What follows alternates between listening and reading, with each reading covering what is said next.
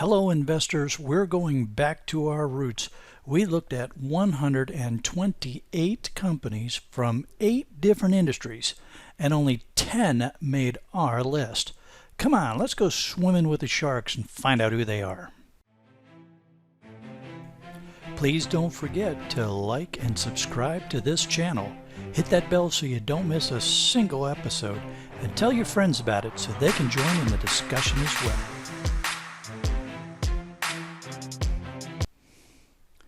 We are diving right in with the electric utilities Central U.S. First company up is MGE Energy, ticker MGEE. Their yield is 2.0%, and that's on $69.07 a share. This is valid the 14th of June 2019. You can see that MGE Energy is not qualified for cash flow or earnings per share, but they are a Div 0, 17 years of increasing dividends per share, no flat years in here, and that's actually 18 years because we've added another year to the look. Here's what that looks like on the long-term trend. Now, okay, they're a Div 0, but really, does this trend line get anybody terribly excited? I don't think so. Here's what that looks like on the year-to-year change. All right, also in the electric utilities Central is WEC Energy Group, ticker WEC. Their yield is a more respectable 3.0%. That's filled with gold because that is greater than the 2.6% benchmark that I use. That's on a valid price of $81.29. They are not qualified for cash flow or earnings per share, but they are also a Div 0, 17, in this case 18 years of increasing dividends per share. Here's what that looks like on the long-term trend. Now that's a little bit better slope to the dividend line, and here's their year-to-year change. We're going to change industries now, going to the Telecom Services. Telecom Services includes companies like AT&T, Intelsat, Iridium, Sprint, T-Mobile, US Cellular, and Verizon. But look, only 2 companies made the list. This first one, Shenandoah Telecom, ticker SHEN, is only yielding 0.8%, but that's probably not why you buy a telecom company. That's on a valid price of $39.95. They are qualified as a cash flow 0, so they've had 17, in this case 18 years, of increasing cash flow per share. But they are not qualified for earnings per share or dividends per share. Here's what their long-term trend looks like. And here is what their year-to-year changes look like. All right, now also in this industry is Telephone Data Systems, TDS. Their yield is a little bit better, 2.2%.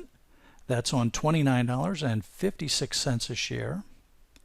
And they are qualified as a Div 0, but they are not qualified by cash flow or earnings per share. Here's what their long-term trend looks like. I mean, that cash flow and earnings are bouncing all around, but they're overall they're just flat. And their earnings per share is, well, pretty much flat. Excuse me, their dividends per share is also pretty much flat. Here's what the year-to-year changes look like. Now, telecom equipment, all right, Cisco, that's a name everybody probably recognizes. CSCO is the ticker. They are 2.6%, and that's on a valid price of $53.23. Now, Cisco's doing a little better than some of the other folks we have looked at here. They're qualified as a cash flow 1, so they've had 17, in this case 18 years of increasing cash flow, with the exception of this one negative year here as they went from 08 to 09. They are also an E1, so 17 years of increasing earnings per share, with the exception again of this one time frame, 08 to 09. And I think we all know what was going on during that time frame, so probably not a big surprise. Now, they did not pay dividends for a long time, but once they started paying dividends, you can see that those dividends have increased every year.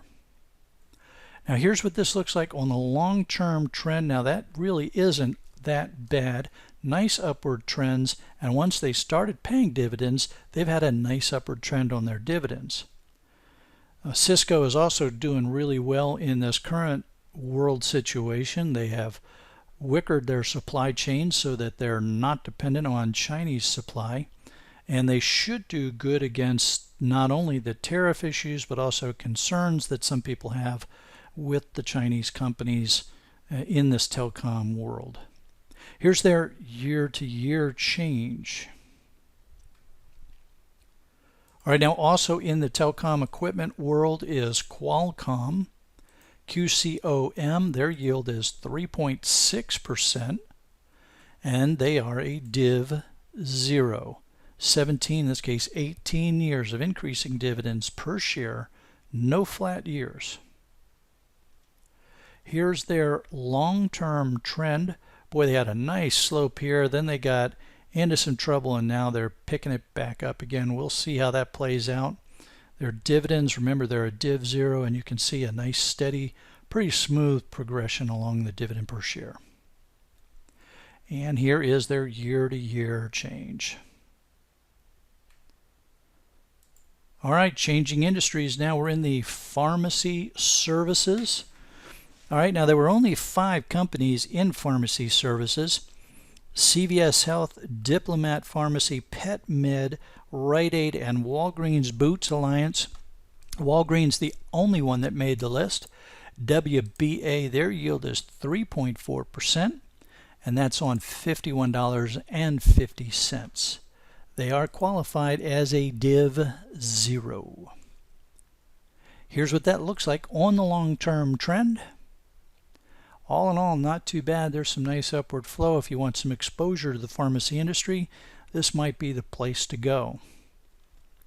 Here's their year-to-year changes.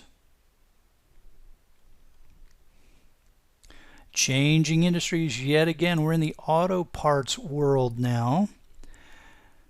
Eaton Corporation, ETN, their yield is 3.7%, and that's on $77.77. A lot of sevens there. Now, they are a Div 1, so they had 17 years of increasing dividends, with the exception of this one flat year from 08 to 09. We all know what was going on back during that time frame, and pretty good that they were able to keep it flat instead of a negative. Here's what that looks like on the year-to-year trend, on the long-term trend. And here was their year-to-year changes. Now, also in the auto parts world, you're probably a little more familiar with these folks. Genuine Parts, GPC, I know I am. Their yield is 3.0% on $100.88. They are a Div 0, so they did not even have a flat year back here where Eaton did. Here is their long-term trend, and here's the year-to-year.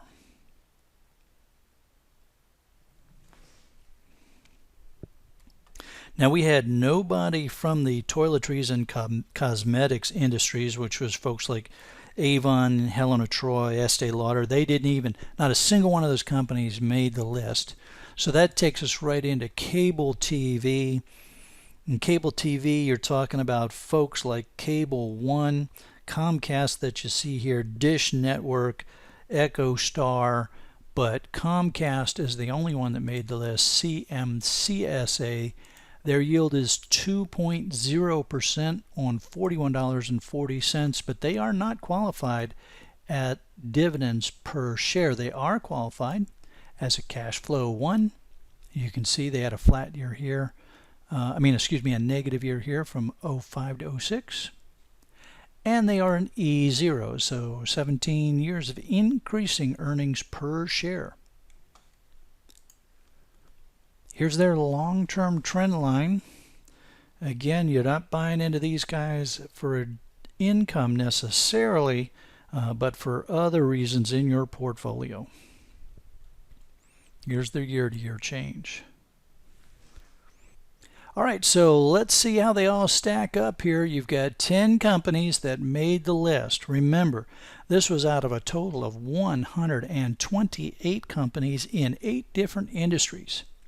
Now, of these, you've got some relatively good yields going on here, with the highest being Eaton at 3.7. But that is, on a Div 1 compared to Genuine, which is lower at 3.0, which is still respectable. But they've managed to keep their dividends going up every year. All right. I would love to hear what you think about all these companies. Ask me about the companies that didn't make the list from the industries that you thought maybe should have been on there, and we can explore why they didn't make the list. And I'd like to know, do you own any of these companies? If so, why did you buy into them? You all have a great week.